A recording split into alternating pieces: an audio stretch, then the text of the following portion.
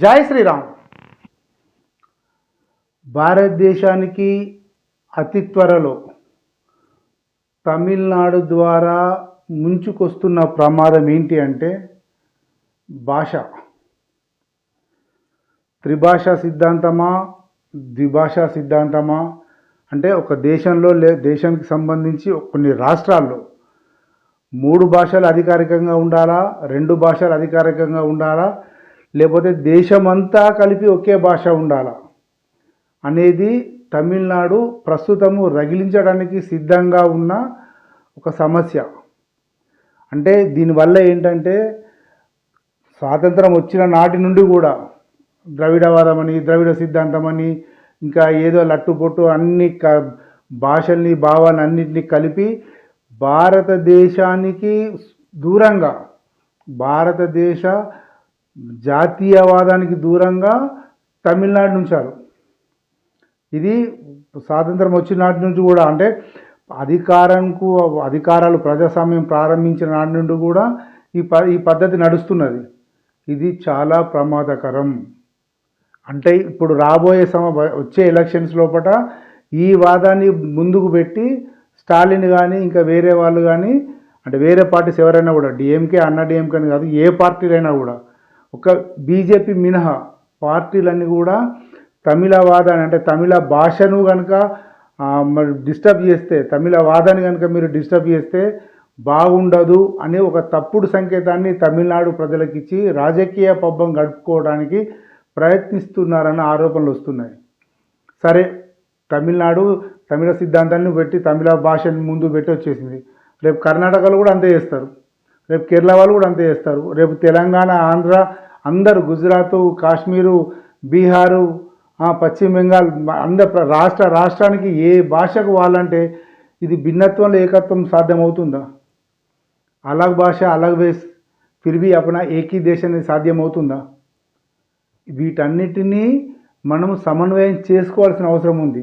అంటే మన భాషను మనం, ప్రాంతీయ మాతృభాషను మనం కాపాడుకుంటూ కూడా వేరే భాషల్ని నేర్చుకోవాలి, ప్రపంచ భాషను కానీ దేశ భాషను కానీ. అంటే హిందీ ఇంతవరకు అధికారికంగా జాతీయ భాష కాదు, ఎక్కువ మంది దాన్ని వాడకంలో ఉంది కాబట్టి, ఎక్కువ రాష్ట్రాలు భారతదేశంలో హిందీ రాష్ట్రాలు ఉన్నాయి కాబట్టి వారందరూ భారతదేశ వ్యాప్తంగా స్ప్రెడ్ అయి ఉన్నారు కాబట్టి ఈ రకంగా మనం చూస్తున్నారు.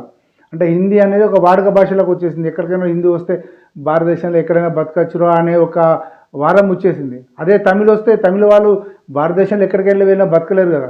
కేవలం తెలుగే వస్తే తెలుగువాడు భారతదేశం అంతా ఎక్కడికి వెళ్ళి బతకలేడు కదా. పోనీ ఒక మలయాళే వచ్చినవాడు అనుకో, వాడు ఎక్కడైనా బతకగలుగుతాడా?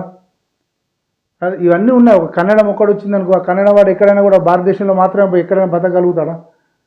ఇంగ్లీష్ వస్తే ప్రపంచమంతా బతకడం అనేది ఎంత సులువో, హిందీ అనేది వస్తే భారతదేశం లోపల అందరికీ తెలిసిన భాషగా, లేకపోతే అందరికీ అర్థమయ్యే భాష, అందరూ ఈజీగా పలకరించే భాషగా దానికి ఒక పేరుంది కాబట్టి హిందీని ఎక్కువగా వాడకంలోకి తీసుకొచ్చారు, వస్తున్నది. అంత మాత్రాన హిందీని బలవంతంగా రుద్రామని కాదు.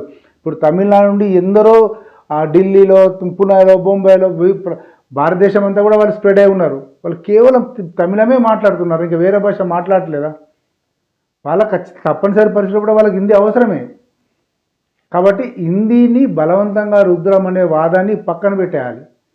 హిందీ ఈజ్ హిందీ, అంటే అది నేర్చుకోవడం, ఒక అవసరం కోసం దాన్ని నేర్చుకోవడం. అంత మాత్రాన మాతృభాషను చంపేసుకోమని కాదు కదా. సో హిందీ, ఇంగ్లీష్, మాతృభాష అంటే ప్రాంతీయ భాష, ఈ 4 భాషలు త్రిభాషా సిద్ధాంతం అనేది భారతదేశానికి ప్రస్తుతం అవసరం అని చెప్పి చాలామంది చెబుతున్నమాట. ఈ రకంగా అన్ని రాష్ట్రాలు కూడా ఆలోచించాలి. కేవలం తమిళ వాదంతో, అంటే ఎలక్షన్స్ వస్తున్నాయి కాబట్టి మాకు ఇక్కడ సీట్లు తగ్గిపోతున్నాయి, మేము అప్పట్లో ప్రభుత్వం చెప్పింది కాబట్టి అందరం ఆపరేషన్లు చేయించుకున్నాం. ఎవరు చేయించుకున్నారు? ఎవరికి నష్టం అవుతుంది? ఆపరేషన్లు చేయించుకున్నారని చెప్పి ఏదో చెప్తున్నారు, కానీ ఎవరు చేయించుకున్నారు? ఏ వర్గం చేయించుకుంది? ఏ మతం వాళ్ళు చేయించుకున్నారు? ఏ కులం వాళ్ళు చేయించుకున్నారు? మళ్ళీ లిస్టు తీస్తే మళ్ళీ అది ఎక్కడికోబోతుంది. సో అది కాదు, దానివల్ల నష్టం లేదు అని చెప్పి నియోజకవర్గాల పునర్విభజన వల్ల ఎలాంటి నష్టం లేదన్న వాదన మాట కేంద్ర ప్రభుత్వం చెబుతోంది. దాన్ని పట్టించుకోవాల్సిన అవసరం లేదు. కానీ భాషాపరమైన మానసిక భావనను, మానసిక ఉద్రేకాన్ని ప్రాంతీయ పార్టీలు కనుక పెంచి పోషిస్తే అది భారతదేశ సార్వభౌమాధికారానికి ఖచ్చితంగా ఇబ్బంది కలిగించే అంశం అవుతుంది.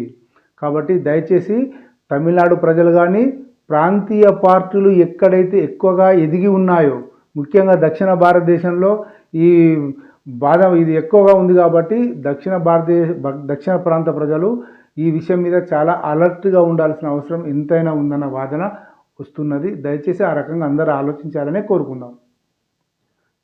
జై శ్రీరామ్.